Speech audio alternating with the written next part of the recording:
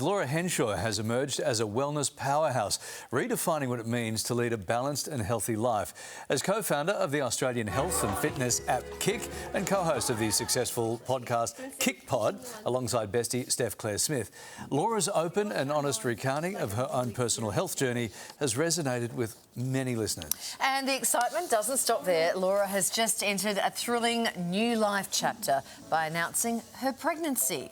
Now, during Self-Care Month, she's embracing this next phase with the same heartfelt passion, transparency and determination that have made her a true trailblazer. Let's catch up, shall we? Laura Henshaw joins us live from Melbourne. Hi, Laura. Hey, guys. So good to see you. And you too. Congratulations. A huge congratulations. Give us the details. Have we got a due date? Have you started shopping for the cots and the prams and everything? Thank you so much. So I'm in my second trimester. I'm due in December. It was actually, to be honest, quite a shock. My husband and I weren't trying to have kids. We'd been on the journey last year, which we spoke about, to kind of work out if we did want to have kids or not. And we decided that we did. But I was actually in training earlier this year for the London Marathon, and we were thinking maybe we'll start trying towards the end of the year. But we had a surprise, which I'm now very, very grateful for and excited about. Well, it would have been a bigger surprise if your husband jumped out of the shower there. You've said that you've spent years feeling uncertain about whether you wanted children, and this pregnancy news actually came as a genuine surprise to you. So what shifted for you? What made everything click?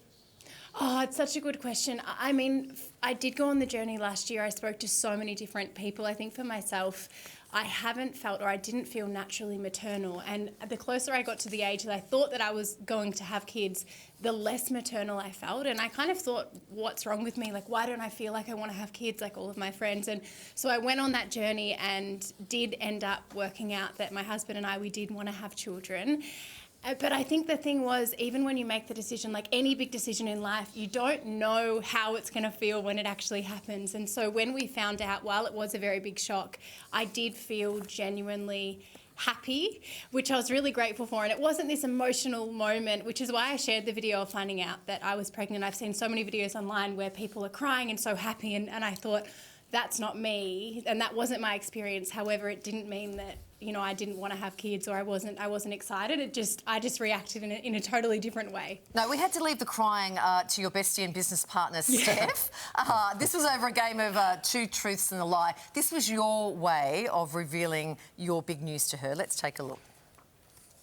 Okay, you go first. Okay. I once got a detention for pointing out a boy's buck tooth. You go. So random. I'm pregnant. Oh my God. Oh, you've just given me the best idea for a new game show. How special was that moment for the two of you? Oh, it was really, really special. I think for Steph, she has always said to me that, you know, if you do want to have kids, I'm so excited for you if you do decide, because for Steph, it's been such an incredible journey and part of her life. And I think for me to tell her that I was pregnant, even though I was so nervous, I don't know why, but I was just incredibly nervous to tell her. I think for Steph, she shared with me afterwards, she's just so excited for me to kind of experience everything that she has, which is special. And she's actually just had her second baby. So our babies are going to be 6 months apart, which is also really special. We can kind of go on the journey together. And I have no idea about anything. So Steph is my go-to for all advice. No, Steph's just crying because she now realises that you can share babysitting costs together. Yeah. That's like, she's like, oh, yes, we can go halves on the babysitters. It is Self-Care Month. As we know, there are lots of ups and downs with pregnancy. We understand the first trimester, a little tough for you. Take us through that period. Yeah, so the first trimester was definitely tough. I feel maybe because we don't talk a lot about it. Obviously, you don't share with a lot of your friends and people in your life that you are pregnant in the first 12 weeks. So I felt actually quite depressed, which is something that not a, I suppose, familiar feeling for me. And it did feel a little bit overwhelming and confronting, but I am very grateful that now I'm in my second trimester. Those things have passed, and I am trying to prioritise self-care now. So as you said, it is Self-Care Month, and I'm so excited. I've just teamed up with Blackmores as their ambassador for their new Rappy Melts launch that they've just launched. And I have some tips for you, 3 tips for the audience today. Yeah. in how we can prioritise self-care. So the first one is habit stacking.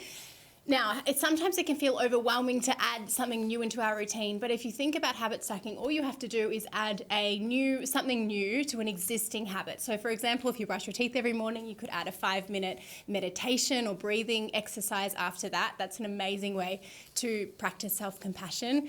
And then the second and third things are to keep it simple, don't overcomplicate it, and then also make sure you are prioritising self-compassion. I feel like sometimes we can compare our self-care to other people. I don't know about you both, but sometimes I look at people on Instagram and I think, oh my goodness, they've got this 30-minute self-care routine. Mine doesn't look like that. Therefore, it makes me more stressed than I did before, which obviously we don't want when we're trying to practice self-care. It looks different for everyone. It can be a walk around the block, baking a cake, if obviously baking brings you joy. If it doesn't, don't do that. That won't be your self-care.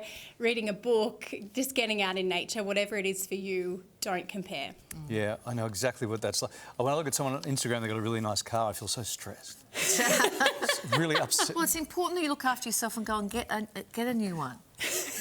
I'm endorsing Can you call that. Sylvie? Just call Sylvie, I'm please. endorsing it for you. Laura, lovely to talk to you. Congratulations. It's such exciting news. And no doubt we'll be keeping right up to it on your Instas. Thank you so much. potty. Great to Thank see you. you.